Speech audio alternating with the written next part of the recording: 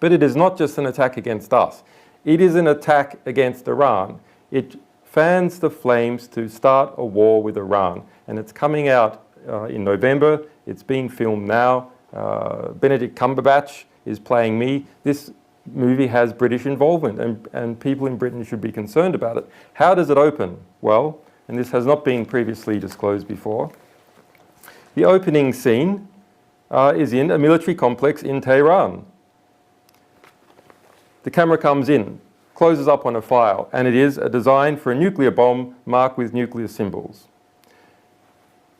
There's notes and whispers all around, and they're in Farsi, they're in Persian.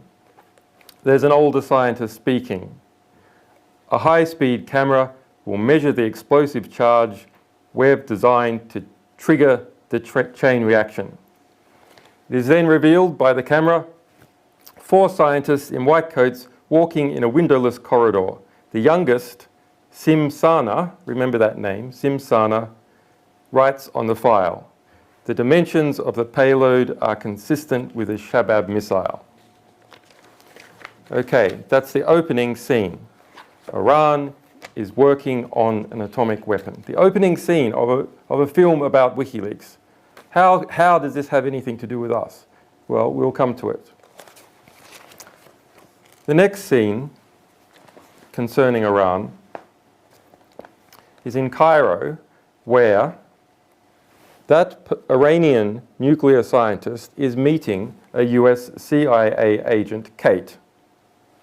Close up again on the handwritten diagram of a nuclear bomb, the same diagram as we saw in the opening.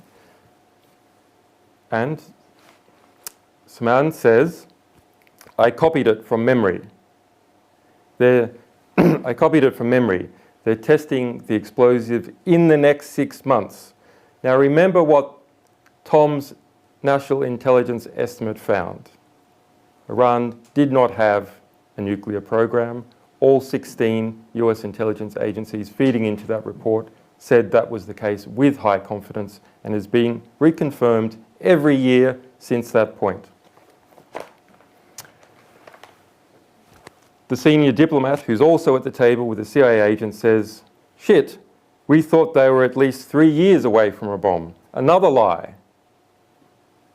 Tom's report does not say that they're 3 years away from a nuclear bomb. So it's a lie upon a lie, a great big budget thing that's going to be pushed out in November. The Iranian nuclear scientist then says, if it works, they won't hesitate to sell the technology. And even if one of these things, if it works, they won't hesitate to sell the technology. And even if one of these things gets into the wrong hands, they'll sell it anyway.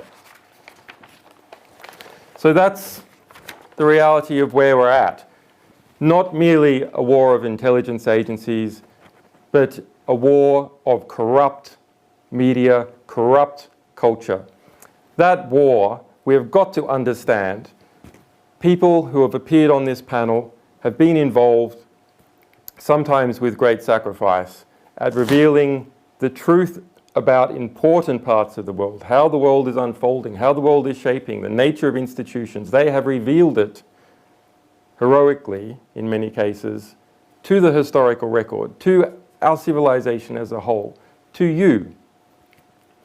You have to understand that where there's great powers at work, I don't mean shadow conspiracies, I mean enormous cultural powers, enormous industrial powers, the vast network of corporations that interact with government agencies around the world, selling them products, shipping their logistics from one place to another. The National Security Agency, for example, now has approximately 70% of its expenditure pass through Northrop Grumman, Lockheed Martin, etc. This produces a lobby that pushes in particular directions. How is it that such a lie got into a script about WikiLeaks? How is it that in the light of that national intelligence estimate that anyone could think that it was tolerable, acceptable to foist that lie upon the public, that it would make it all the way through the Hollywood system, that distributors would pick it up, because they perceive that that is where the power lies in the United States. They perceive that it's perfectly okay to slander an entire nation, that it's perfectly okay to beat the drums of war like that, because people in that system want the war. They want it.